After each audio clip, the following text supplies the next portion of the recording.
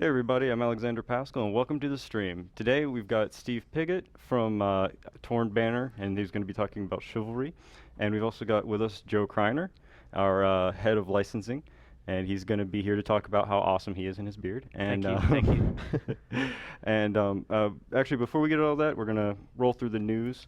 And oh, I should probably mention the reason that you're all probably expecting Chance and I'm here. He's under the weather today, so I'm just standing in. So let's get on with the news real fast.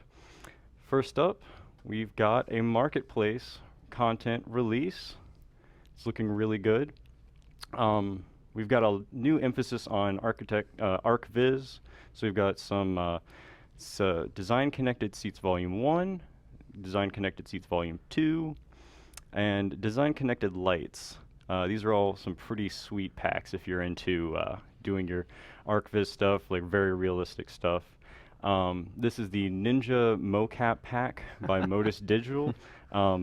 Go and check this thing out. There's a video link here on the page, so definitely want to check that out. I'm not going to run into it too deep today, but there's a lot of footage, a lot of very cool parkour kind of mocap stuff. Material and FX. This is the FT Magic Pack 02 by Flying Teapot. These guys have some really great kind of popping effects for their magic now. It's much more like fireworks. It's really neat. Oh, sweet. Yes, the 100 plus camouflage texture pack by Eric Crutton. I hope I pronounced that right. But these are pretty cool. If you like just some simple different types of camouflage, these are very nice. And then game-based LUT pack by Last Step Studios.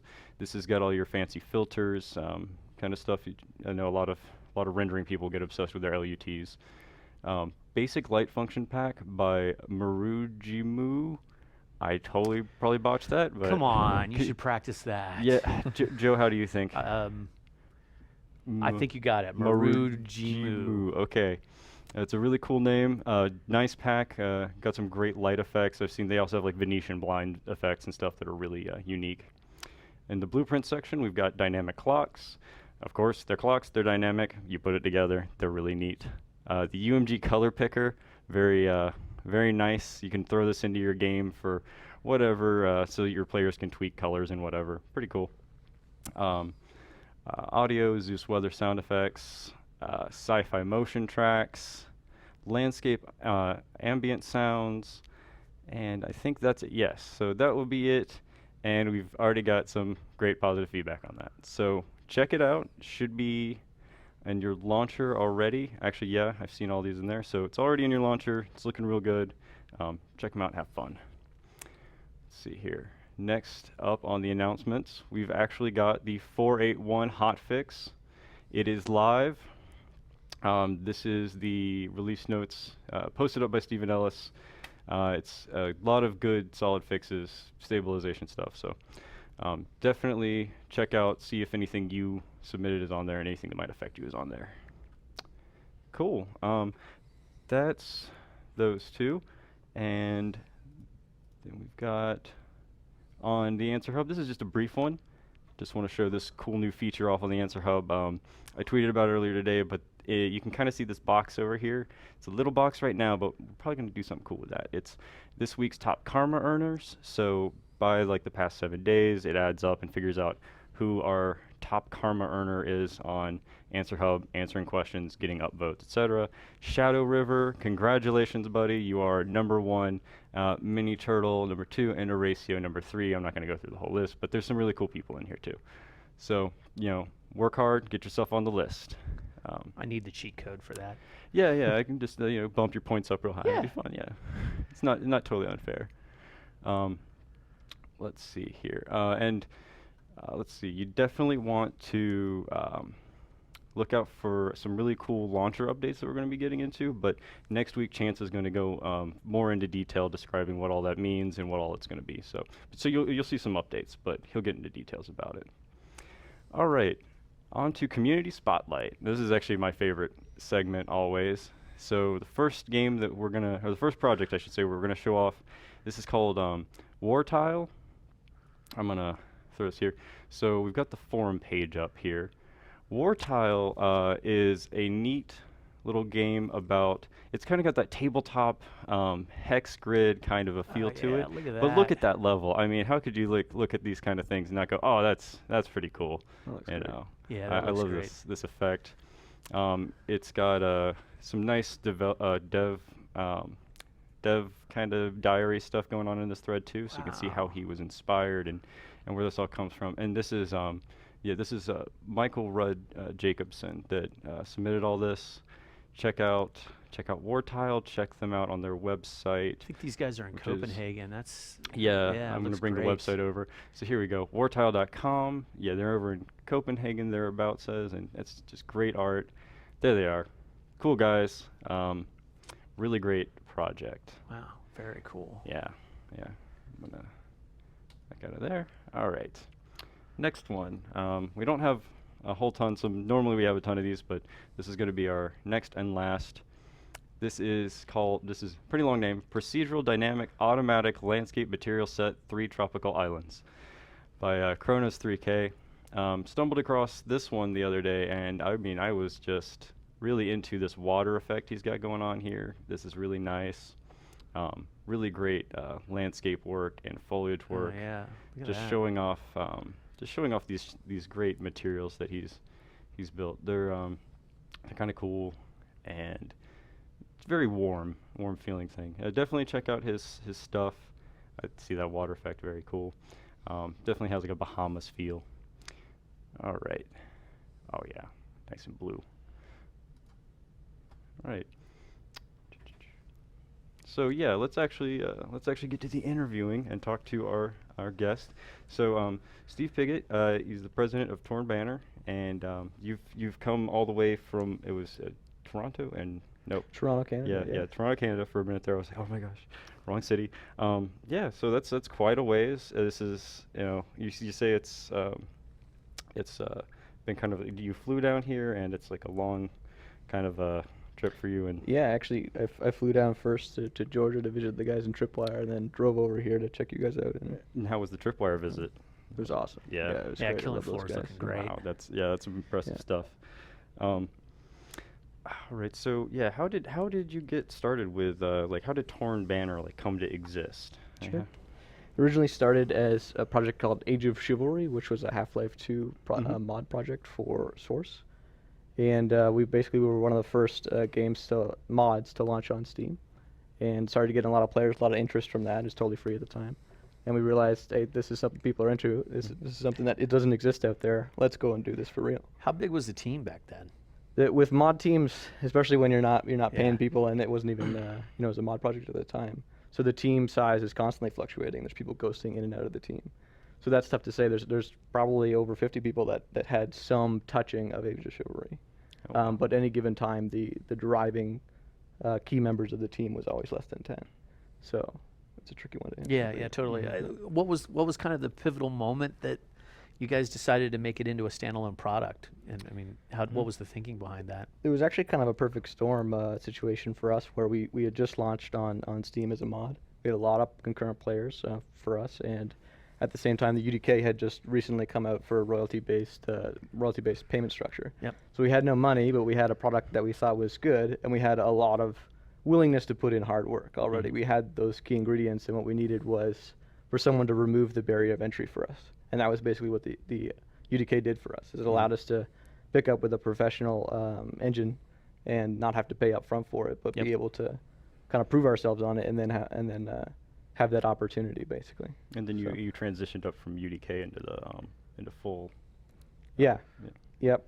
So we switched to UDK. We started working on the project in around March 2010 for Chivalry Medieval Warfare. And then it was about 2 years of development, and about halfway, or a little bit closer to the end, we switched to a full Unreal 3 source license. Yeah, I think the first time I ran into you guys was PAX 3 years ago or something. Yeah. And was really impressed with what you were showing, and I remember taking you guys to dinner for the first time and thinking that you looked like you hadn't had a good meal in a while. Yeah. Yeah, it was definitely a game built on sweat equity, and I remember actually, you have a lot of contact with a lot of indie devs at different areas of the spectrum, but I remember trying to tell you or trying to convince you maybe that we were going to be a big deal. This one was actually going to work, and I'm sure you hear that all the time. Yeah. That was originally how we kind of met. Well, to be honest, I was a believer right away. I mean, I seeing the reaction of the players at that PAX, and I remember your booth was super tiny, and it was 1v1, and there were some great moments where, it's effectively, and we'll show a little bit of Chivalry in a minute if you haven't checked it out, but it's medieval warfare and this really visceral combat. It's so heavy, like yeah. every hit just slams you and it's throws very, you. very realistic, but Yeah. it has a tinge of humor to it as well. And you guys couldn't afford much in the way of a booth, so it was like this really small. It was just a table with 2 machines on either side of it, and just watching people interact as they were dueling against each other in this virtual world, and then stand up and taunt each other in the real world. It was a lot of fun to watch. So I was on board as soon as I saw it. I think you guys really captured something that was a lot of fun, and that was a fun PAX. And I watching you guys, you're a real success story in that it started out as total sweat equity. That when you've got that kind of buy-in from creative and people and a team that's producing something awesome, there's so much you can do there. Yeah. And you managed to ship the game completely without taking on any funding. That's right. That's correct. Yeah. Well, we did a Kickstarter, which was like more of a kick finish for us, Yeah. and that was about maybe 3 or 4 months before the game launched. Okay. So that allowed us to have a more powerful launch and get a bit ready at the end. But for Yeah. the most part, there wasn't a ton of funding. Yeah. And it was built on sweat equity. We actually had quite a few kind of ghetto trade show experiences where we were showing press the game on laptops on the floor, just asking them. Yeah. They're used to kind of people pulling out the red carpet for them, giving them snacks and big theater experiences, and we're showing them the game on a laptop, asking them to sit on the floor and play with us. So that was pretty fun. Was there any attending any of those shows? I mean, for other indie devs, do you feel like any one of them had a more of an impact on the launch of the game than another, or would you say that all of them maybe had some impact? For us, I think PAX was the most valuable. Yeah. And it was valuable for us, at least in a way that I don't think most people might consider for trade shows. So it was valuable for meeting other people in the industry, for sure. I mean, that's where we met, and, Yep. and you've been a kind of a fount of advice and experience for us along the way. So thank you, by the way. You're and welcome. also, it was a place for us to get, especially for an indie team. I think this is hugely valuable. A place where you can have 1,000 or more people try your game in one weekend and just collect an enormous amount of data on feedback in person, and that's just something that I don't think you can afford as an indie team in any other way than a trade show. Yeah. So, I mean, there is some marketing value in being there and talking to the press, all those kinds of things, but I would actually suggest that the opportunity to get 1,000 people or more to run through your game and try that out and get their feedback is the most valuable part of a trade show. I highly recommend PAX. Do you remember how much that first PAX cost you to send everybody Oh, out? Because well, I know it had to hurt, right? Yeah. It wasn't actually too bad. We were pretty creative in some of the things that we did. I think we got there. I brought 2 laptops down, basically. Yep. So one of them was mine, one of them was a friend's or something. And we had a fold-out table that they supplied with the booth space. And then we had a couple people had like miscellaneous bits of armor, and someone made like a cloth overthrow, basically. And we actually had chainmail. So one guy was sitting there in 70-pound chainmail all day in a trade show center. That's a horrible idea. Don't do that. He was basically overheating. And but yeah, we basically had to really get us set up, and we decided the last minute we needed a TV, so we went out and bought a TV for a couple $100, and that was it. And but the game did really well at the trade show. We actually got in trouble because we were blocking the hallway because the line was so long, which made us look really good.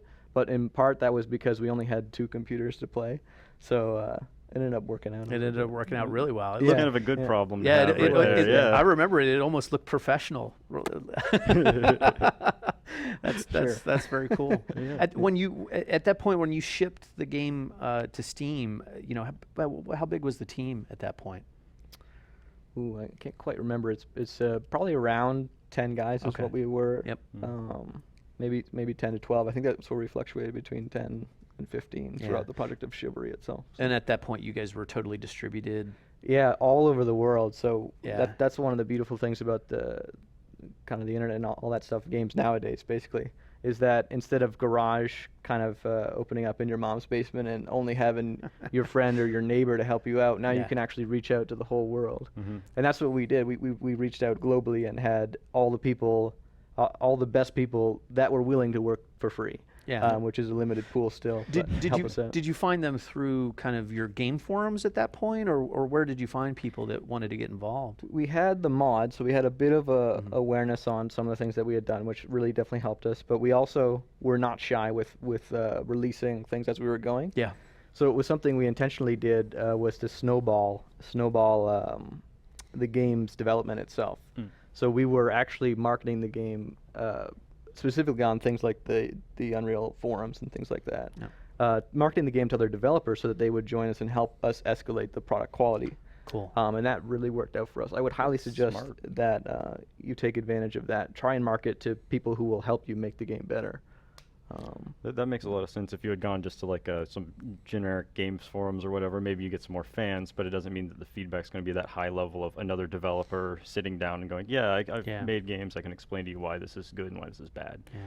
Or find people that are willing to contribute their time. I mean, if you're trying to get in the games industry, attaching yourself to a mod, especially one that you see that has some potential to turn into a real product or be popular, it's a great resume booster. And a lot of times the team, if they go on to form into a real company like what you guys did with Torn Banner, you end up getting hired on. So it's if you're looking to get in the industry, it's a really good way to do it, albeit probably not paid initially or paid minimally, but it's a really good thing.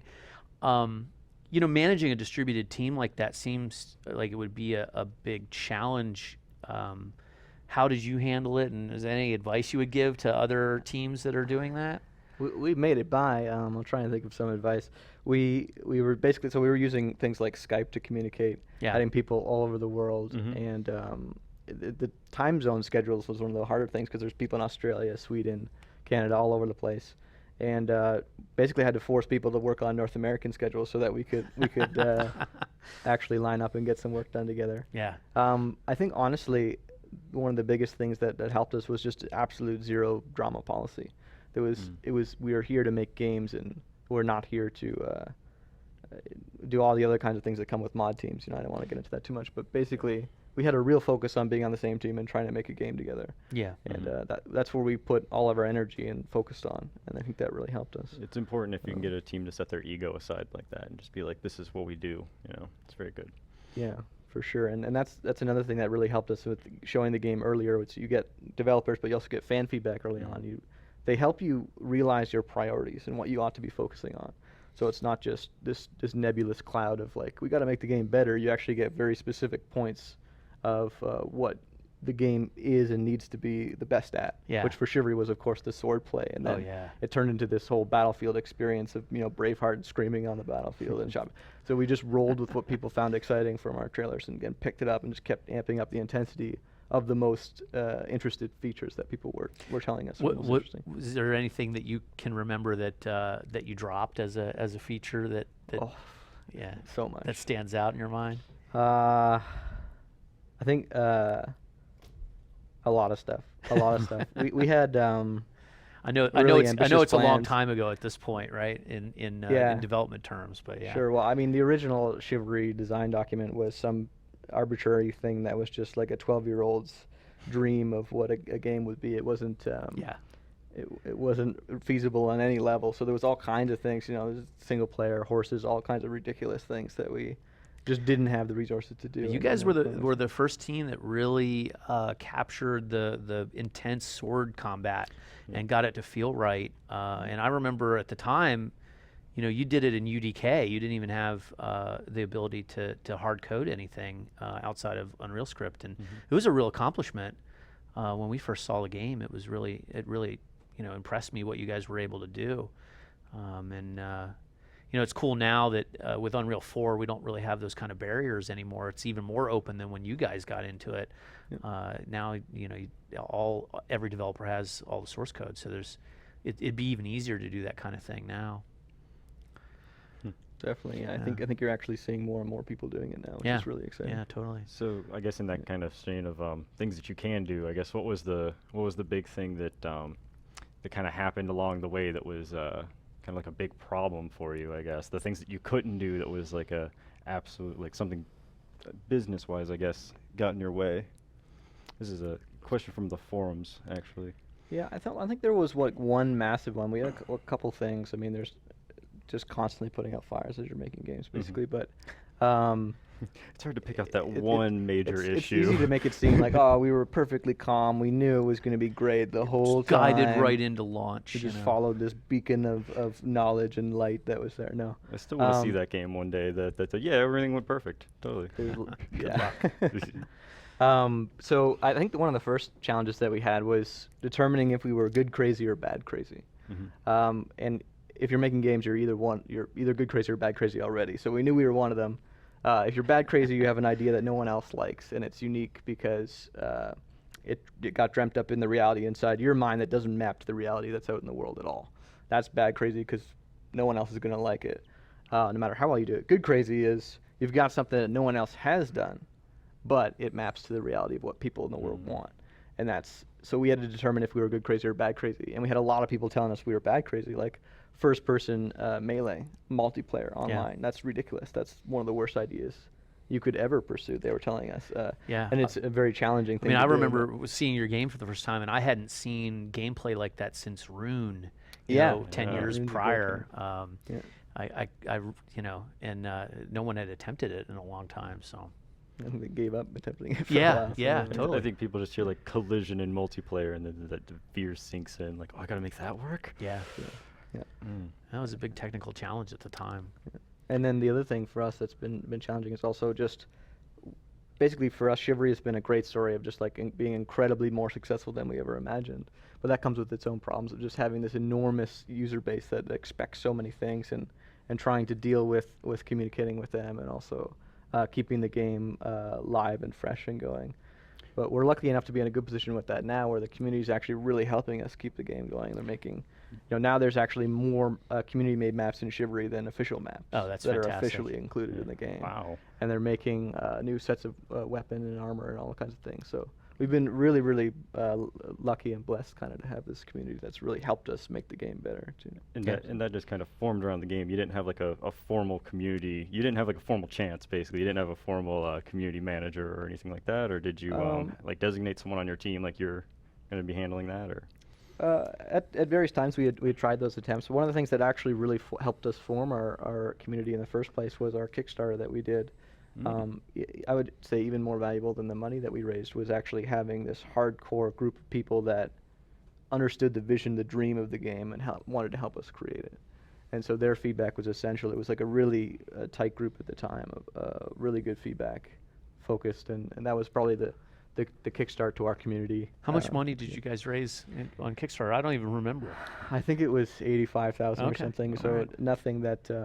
Nothing like the headlines of Kickstarters. Our Kickstarter wasn't like phenomenally successful, but it was very, very valuable to us in different ways. Yeah, it's a good marketing push into the launch of the game. You know, to get, like you said, to start building that community.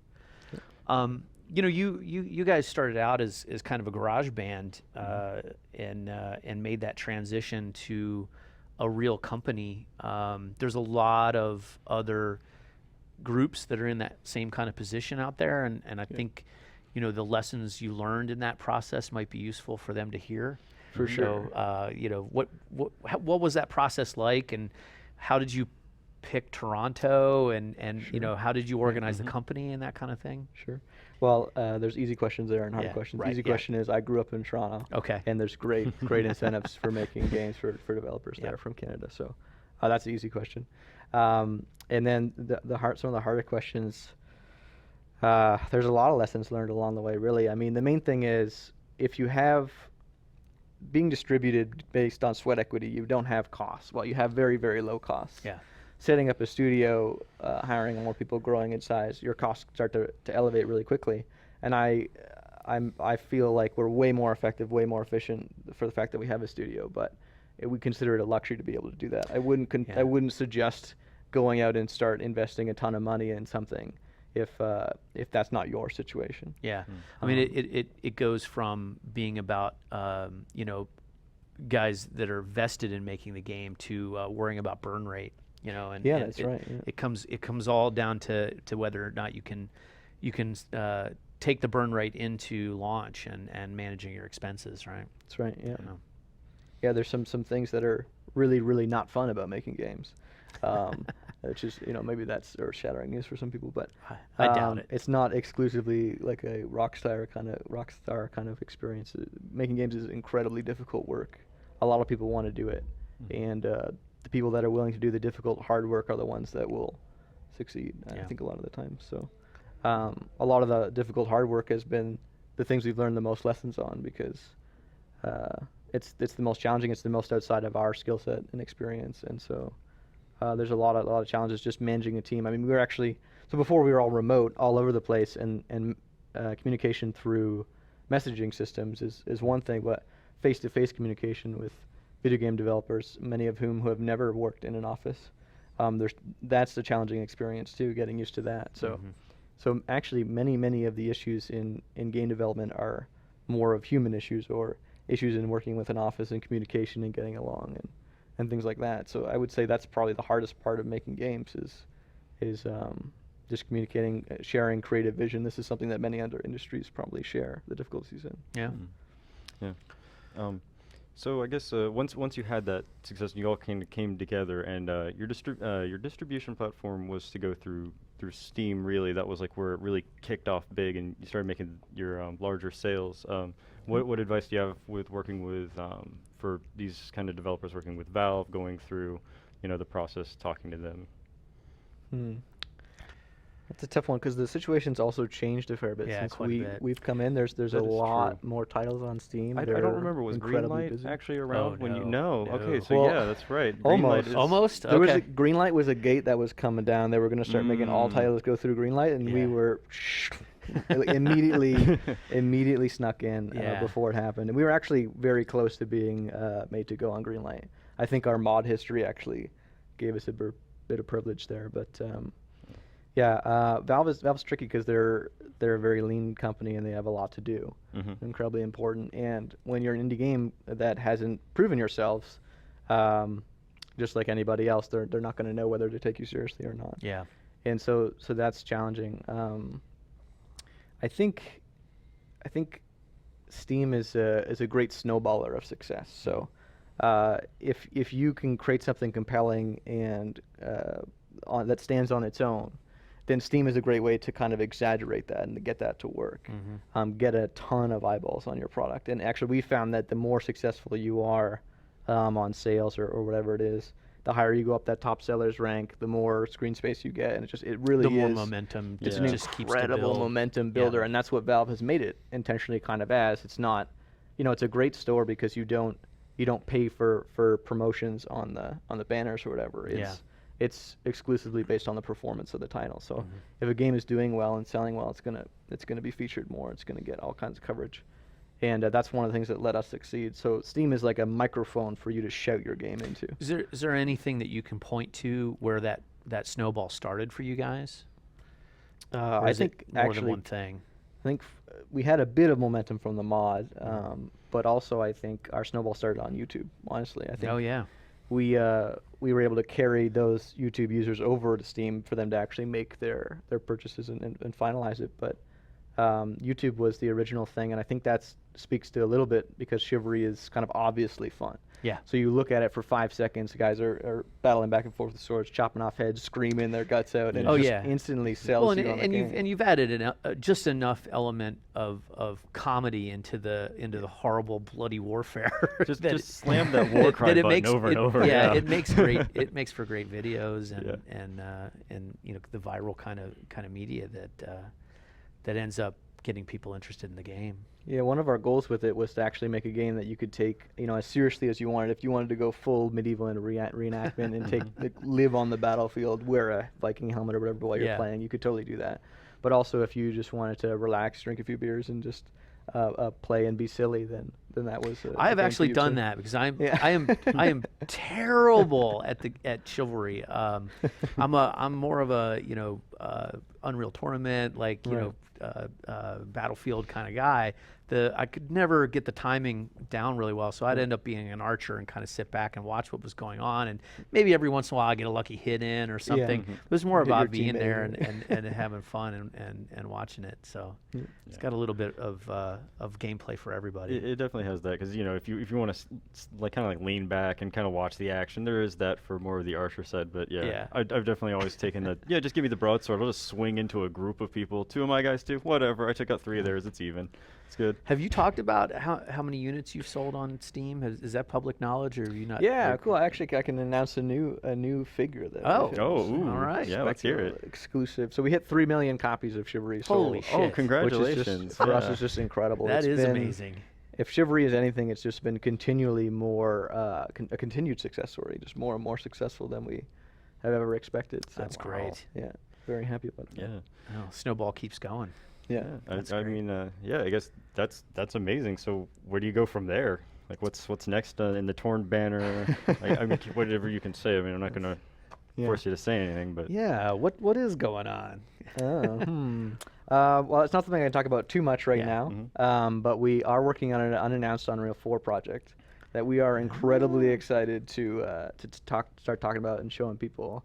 Might let these guys see it a little bit earlier than other people. Yes. Yes. But yeah, it's kind of interesting time in game development where you're essentially like, it's almost like, I don't know, being pregnant or something. Like you're birthing, you're preparing this baby for the world, and you're hoping it turns out well. And yeah, no 3 arms or anything. Yeah. yeah, well, and it's just this pressure of it's not pressure, it's excitement at this point Yeah. of releasing it to the world and wanting to show it to everybody. And it's just as tough for us to not tell you guys what's going on as it is for you to not hear yet. So Yeah. it's a shared pain, trust me. Yeah, I can imagine. Well, you want to make sure you're ready before you start getting that feedback, because it'll just make it the feedback that more meaningful, right? Yeah. Than having to show something that you're not gonna For ship sure. with, kind of Yeah. thing. And we're in a different situation now too, where because of Chivalry, have like the expectations that we put on ourselves and other people put on us have yeah. escalated way more. Absolutely. So I would say if you're just a startup and you haven't got a game out there yet, be really liberal about showing the game off early and get feedback and things like that. Yeah, I And mean, you so- guys are in a completely different situation now from when you were working on Chivalry. As Sweat Equity, now you've got a successful revenue stream coming in, and how many employees are you guys now? There's about 20 of us in 20? Toronto. All right, that's cool. nice.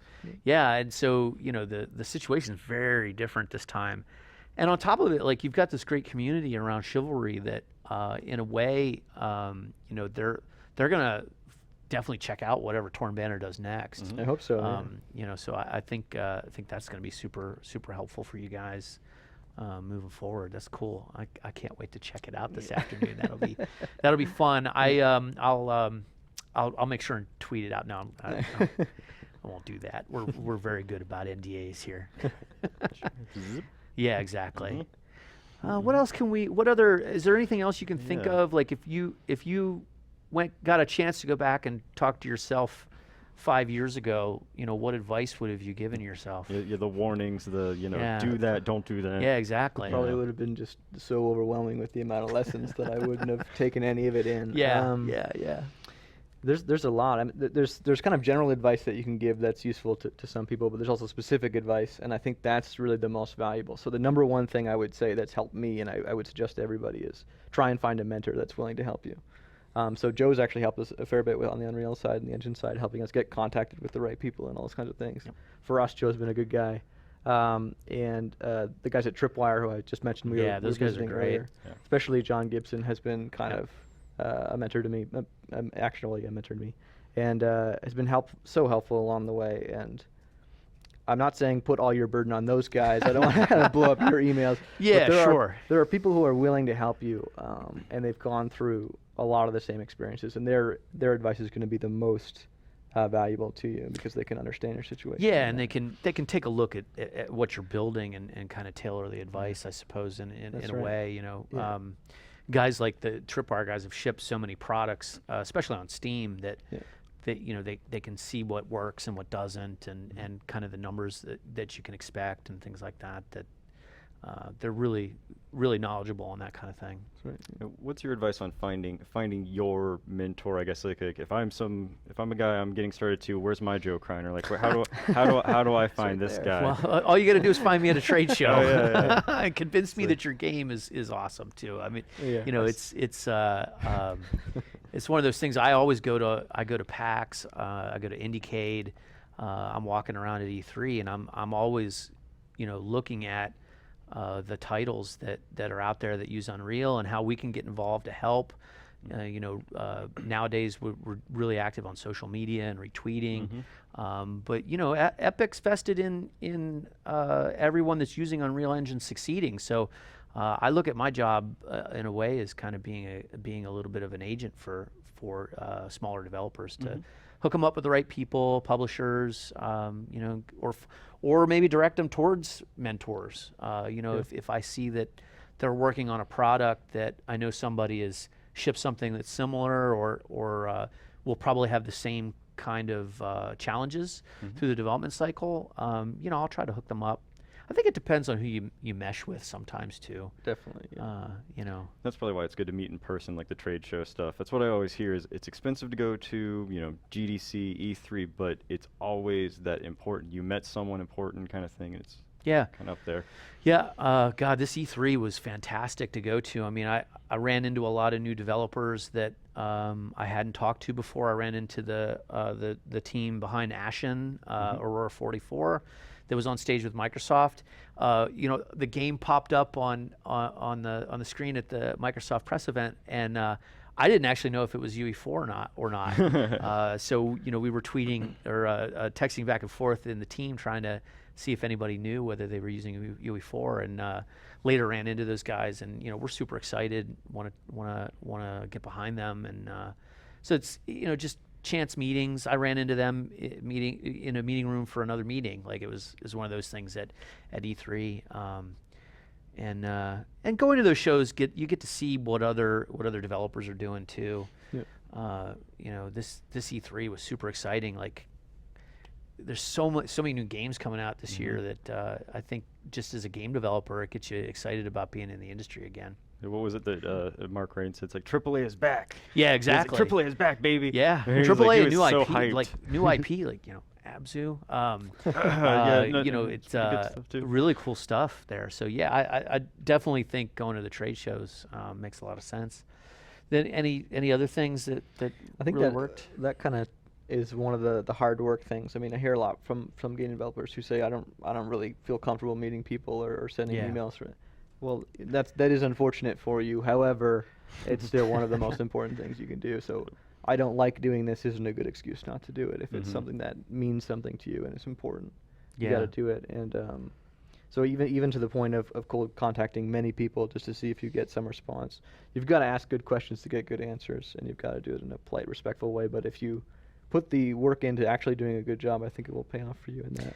Yeah, you have to be open for feedback too. I've definitely seen some developers that are building passion projects that just, you know, get super defensive about any feedback, any negative feedback that they get on their projects, and you know, sometimes it's easy if you've been working on something for 2 years, sweat equity in you know, just a few people. You lose perspective on what someone else would want to play versus what you want, right? Yeah, it's kind of the project kind of becomes a part of you, and so if it's like I was like, Joe, I don't like your beard, I think you should get rid of it. That's super offensive to you. Get out! Yeah, and so that's what it feels like when someone's criticizing your game or your art form of any kind like that. But I think that really comes back to the point of determining whether you're good crazy or bad crazy, is about your ability to be honest with yourself about the feedback that you're receiving.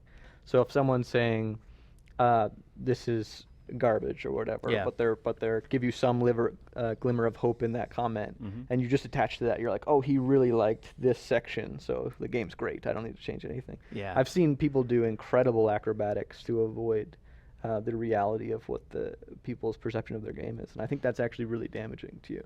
I think it's one of the toughest things you can do, but one of the most valuable things you can do is learning how to be aware and honest about how you come across, including yourself in your games. And that it's kind of the human problem and the game problem. It's very similar in the sense of being able to see reality the way it actually is I think one of the more valuable things. So. Yeah, that's why it's important to listen to everyone else's feedback too. Yeah. Yeah, it's easy to make yourself like this nice cozy bubble to live in. Yeah. But that will get burst at some point, and especially when you have 3 million people helping you burst that. That's Yeah, I would that's imagine a so. thing. Yeah. Well, there's nothing worse than spending 2 years of your life working on something that doesn't become a success. Yep. That's just because you didn't listen to some feedback along the way. That can be pretty tough. So, it's a good thing to think about while you're building your game. Yeah. We got anything else you want to go over? Do we have any questions we've from got tons of questions from the Some people. questions, Let's move on to the Q&A and see what everyone in the chat and the forums has been throwing out at you. So people want to know if you're going to update Chivalry to UE4. I doubt that since it's already kind of done and looking awesome, but Yeah. you'd be the one to say. Chivalry in its current version is not going to move to Unreal 4.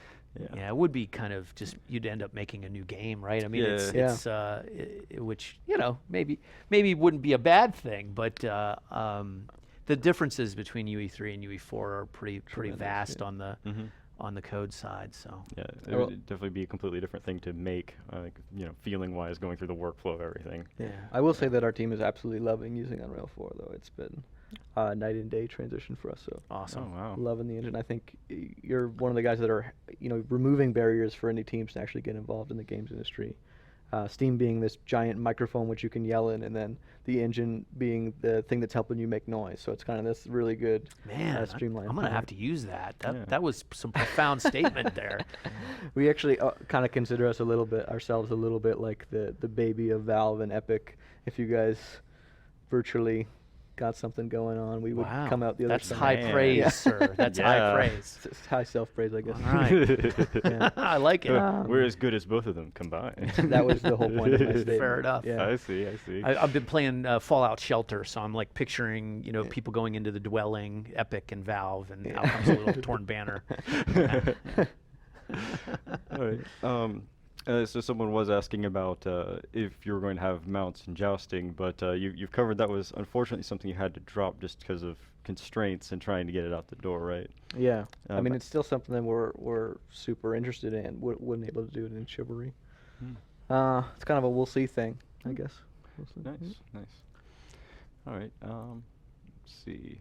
And I definitely saw a few things about Kickstarter. People are really interested. I guess before we get to this particular question, so for Kickstarter, how exactly, how did that go for you from like your perspective? I know we always see like from the user perspective, we see the page goes up, you see the numbers start going up, and you're like, okay, I'm going to chip in my money. Let's hope that this thing makes it, and then I can get this game. But what was it like being on the other side, the anxiety or the were you like thrilled the whole time because you just saw it shoot up real fast? You're like, yeah, we're going to be fine. And day 2, it'll meet the goal. Yeah, for us, it was a bit different than Kickstarter tends to be now. It was not phenomenally successful for us in terms of finances. I mean, it was we succeeded and made some money, and that was great. But like I said before, the main thing that we got out of that was actually the community built around the game. So it was a great experience. Actually, it's also, even if you do a Kickstarter or not, I think it's a great opportunity to sell the vision for your game. Yeah. And it's a good way to help you think about marketing. Yeah. It's a sanity check too, right? I mean, you make sure the market actually wants to play your game. With dollars wants to play your game. Yeah. So there's a lot of great reasons to do it. I definitely, from our experience, the physical rewards aspect was a bit of a nightmare. I wouldn't suggest it at all. So yeah, because I've seen this with every developer that's gone through Kickstarter, and I used to work in kind of the hardware side of the business, so I know what it's like to deliver goods. It's going to be more expensive than you had anticipated. I don't care how much FUD you work into it. It's going to be more expensive to deliver T-shirts and mail everything out and just have everything produced and shipped is a ton of work. And if you outsource it, it's expensive, right? It's not. You're a game developer. You're not a T-shirt manufacturer. So that's going to be difficult to do. So you got to keep that in mind if you're going to use those reward levels to kind of drive sales. You want to make sure to do it in a way that you already know Mm-hmm. before you put it up on Kickstarter that you can deliver it at the cost that you're figuring in to the Kickstarter. So do your research. Yeah, and you got to be careful with things like that too, because it can be hugely valuable, but it can also be a time sink. And anything that's a time sink that's not your immediate priority, which is making an awesome game, Yeah, you have to ship a product. is going to distract from that a little bit. So I would caution that kind of approach if it's something that you're just spending an enormous amount of time on. It might not be worth it for you. Yeah, depending on totally. your situation. I mean, not that it's not cool. I think it does help drive sales. Definitely. But, do it in a more limited fashion. And for sure, know that you can, if you're going to include it on a tier that you expect a lot of people to participate in, make sure you know you can deliver on it. Yeah. Don't just throw it out there because somebody else did it on their Kickstarter and you thought it was a great idea. Yeah. Yeah. Shipping for us ended up being not only more expensive than we thought, but a lot of time just for us, like organizing packages and sending them out. And that's something that we have absolutely no skill set in. So yeah, and shipping out of Canada, you got international shipping you got to deal with. And So it was you and all of your programmers and developers sitting around pushing stuff into boxes. It was actually me and I think one other guy, because at this time not everybody was in Canada. We were still distributed because we didn't actually get a studio until after Chivalry had launched. Right. So there were people that I was working with for 2 years that I met 3 months after Chivalry launched. And so we just went to the Canada Post, the mail office, and just spent the whole day there, the entire day filling out customs forms. And it was, oh my God, yeah. I worked as a mail clerk for 2 or 3 days actually. Yeah. Just to deliver. Gosh, customs forms and everything. Wow. Oh yeah, because yeah. people all over the world bought the Yep. games. Can't send them fruit or anything, No, that wouldn't be cool. All right. Let's see. This is kind of a silly question. I'm just going to throw it out there anyway. So whose idea was it to put a Torn Banner logo on a 3D Torn Banner model, creating a redundant image? Someone pointed that out. I don't know whose idea. Oh, you mean specifically the one that's in the game? I'm assuming. Yeah, I think so. I think it just shows up when you're first going around. There's a torn banner, and it actually has the Torn Banner logo. It's actually kind of cool. Yeah, I think I don't know whose idea that was specifically, but I think kind of punches home the name of the game, the name of the company. Yeah. It's fun to have a model that we can actually drop in there, and it's not too gamey. If you were like, if it was like a Mountain Dew advertisement or something on a billboard, that's one thing. But it kind of fit into the world of Chivalry, and it's our logo, and so it was a fun. Makes a lot of thing sense. to do. Yeah, it definitely looks really cool. Yeah. All right. Anything else you guys want to talk about or cover? I think we've kind of exhausted the advice side of it at this point. We want to definitely have you back at some point and show off what you're working on in UE4. Once that starts getting fun, announced, definitely. Sure. Yeah, very cool. Well, thanks for coming, Steve. I know it's a long way from Canada, and it was really cool having you in the office today and getting to see everything. Yeah, and you're about to take your vacation and all that too. So yeah, I'm gonna have a fun time down here for the weekend, and it's been a great trip. I mean, Tripwire's office, Epic's office, just awesome, and it's always interesting to see what other developers are doing, because some of the things you're really aligned on, other things are on a totally different page, and you're just constantly comparing notes and learning and trying to figure out what you can do better. And so it's been a great experience. So thanks for having me, guys. Yeah, thanks problem. for coming. Yeah. Awesome. All right. So I know we got to the point now. I know a lot of you've been, really waiting for this one. So Game Jam kickoff. Let's see here. Get this pulled over.